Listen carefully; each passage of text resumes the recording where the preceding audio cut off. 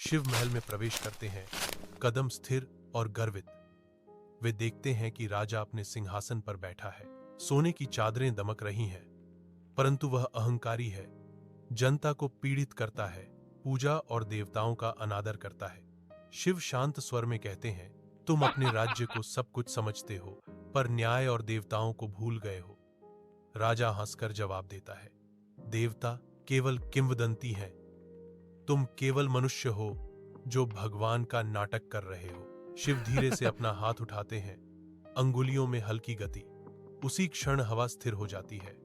महल के स्तंभ हल्के से कांपते हैं, तांबे की मशाल की लौ झिलमिलाती है और सुनहरी अलंकरणों पर प्रकाश और छाया नाचने लगती है।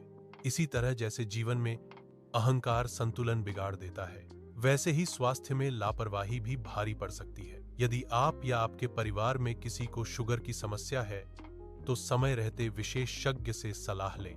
काव्या डायबिटीज क्लिनिक, फरीदाबाद में अनुभवी डॉक्टरों द्वारा संपूर्ण डायबिटीज परामर्श और व्यक्तिगत उपचार उपलब्ध है। स्वस्थ रहें, सजग रहें, क्योंकि सही समय पर लिया गया निर्णय जीवन बदल सकता है।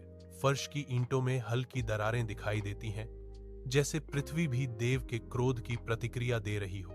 राजा का शरीर कांपने लगता है, घुटने अपने आप झुक जाते हैं, मुकुट गिरता है और हाथ में सत्ता की छड़ी झुक जाती है।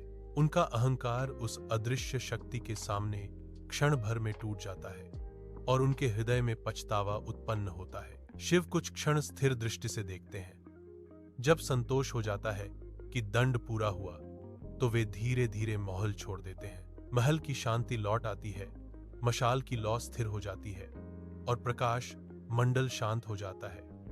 राजा शीश झुकाकर क्षमा मांगता है, फिर से जनता के प्रति न्यायपूर्ण बनता है और देवताओं की पूजा करता है। राज्य में शांति और व्यवस्था स्थापित हो जाती है।